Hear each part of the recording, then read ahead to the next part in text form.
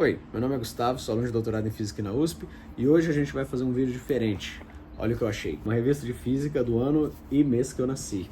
Essa é uma Physics Today, uma revista famosa, de setembro de 1996, e eu peguei enquanto o Instituto estava fazendo uma reforma na biblioteca e eles doaram várias revistas clássicas, eles têm cópias dessa, obviamente, e eles doaram as cópias extras.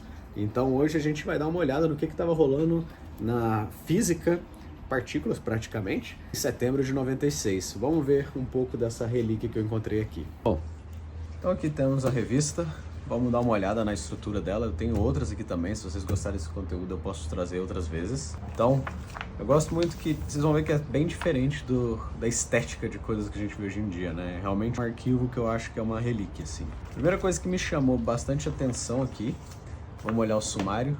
A Billy vai invadir aqui, vamos tirar ela. Vamos ver o que estava rolando lá.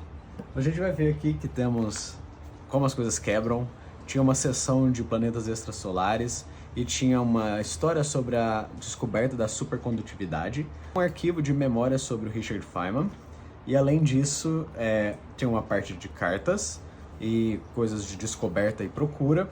Além de escolhas de carreira e orientação de carreira. E no final a gente vai ter uma surpresa relacionada com o que eu estou fazendo esse ano. A primeira coisa que me chamou a atenção e eu gostei bastante foi o logo do Matemática.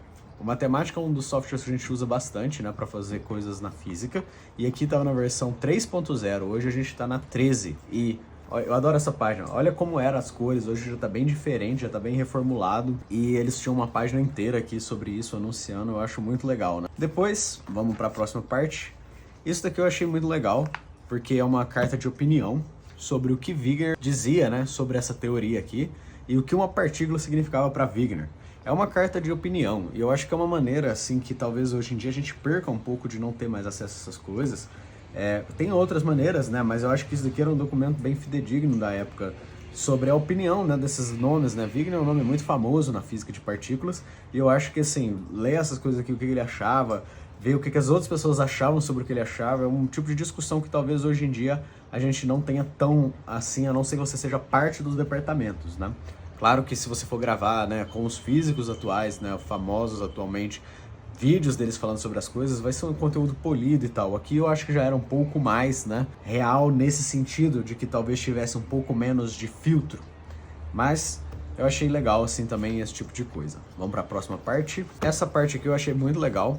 LEP is now making pairs of W boson. LEP é um colisor, É o Large Electron Positron Collider. E o que acontece? Nessa época eles estavam começando a produzir pares de bósons W. Bóson W é uma partícula que a gente conhece, que é mediador da força fraca. E nessa época a gente estava colidindo essas coisas e começando a ver os primeiros, Então aqui, não sei se dá pra ver, deixa eu aproximar um pouco talvez. Como é um desenho do detector, você parte ele numa seção assim, um cilindro, você parte e olha ele de lado, e aqui tem vários traços, de uma simulação de como seria uma detecção de partícula nisso. E aí a legenda fala, os primeiros W+, W-, você produz um par dessas partículas são carregadas, então elas têm que vir em pares de cargas opostas, produzidos no LEP2, que deve ser a segunda vez que estavam rodando isso.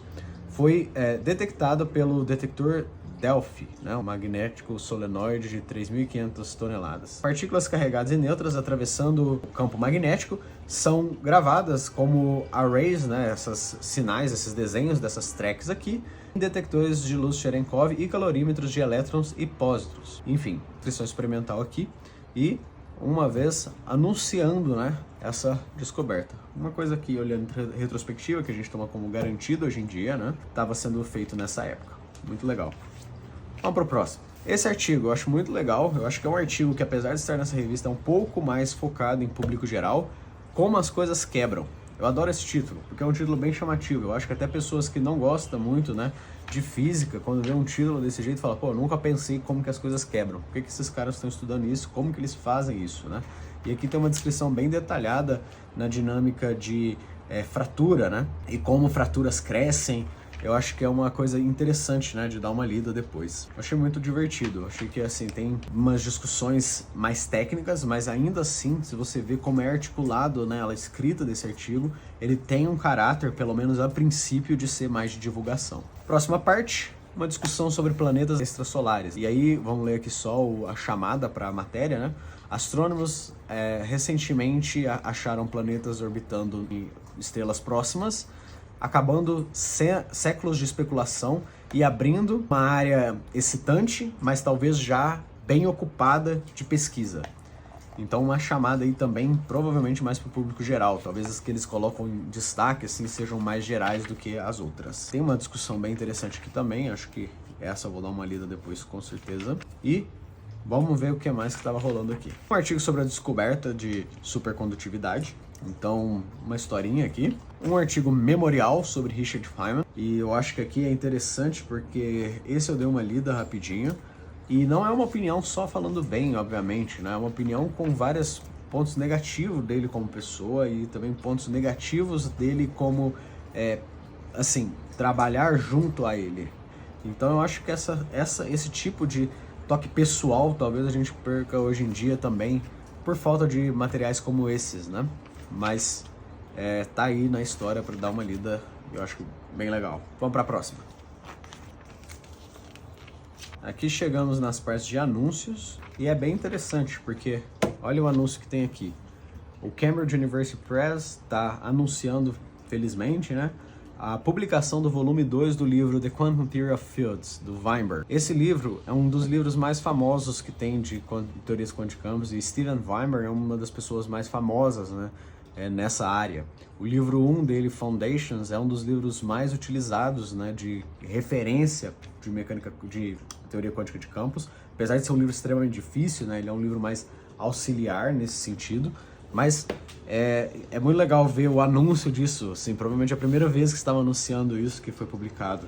E era nesse tipo de revista que saía. Vários anúncios de venda de eletrônicos, né, materiais, pode ver como eram os computadores na época, né, como era a tecnologia na época, né? Hoje talvez a gente reclame de mão cheia. Vamos ver o que mais que tem aqui. E aqui chegamos quase no final, no que seria o que eu estaria fazendo caso eu vivesse nessa época. Vou dar zoom aqui manual para vocês verem. Mas olha o que estava sendo anunciado aqui. Sim, vagas de pós-doc. Era assim que você fazia. E se você olhar aqui, ler um em mais detalhe, por exemplo, isso aqui é uma vaga de pós-doc no MIT. Eles estão anunciando a vaga. E o que acontece? Você tinha que enviar todos os documentos por correio. Imagina como era difícil, né? Já é complicadinho, chato hoje só submeter tudo, juntar todos esses documentos e pôr na internet. Agora imagina nessa época que você tinha que juntar as cartas de recomendação, juntar o seu currículo, juntar todas as suas propostas de pesquisa, enviar para um correio, esperar, ter a sorte disso chegar lá. Para aí você talvez, eventualmente, receber por correio uma contraproposta. Devia ser muito mais complicado, entende? Então talvez, hoje a gente reclama de barriga cheia, imagina como era mais complicado fazer a aplicação nessa época. E as vagas com todas as descrições, bem interessante e aparentemente muito mais complicado, né?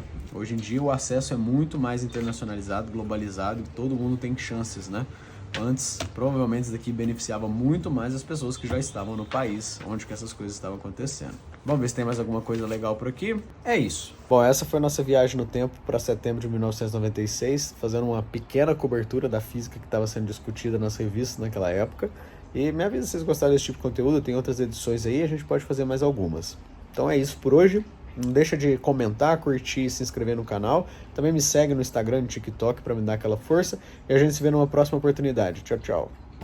Se você chegou até aqui, sabe que agora temos a parte de membros do canal, que é um espaço para você contribuir, né, com o meu trabalho, para me ajudar a continuar fazendo conteúdo para a internet.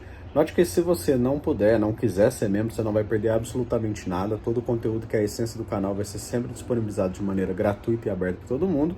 Mas caso você opte por ser membro, vamos ter alguns conteúdos mais técnicos lá sobre, sei lá, fazer coisas sobre o que eu trabalho, falar sobre coisas de neutrinos, falar sobre coisas de pesquisa, mas mostrando, por exemplo, um programa muito específico de física de partículas que eu usei, coisas desse tipo.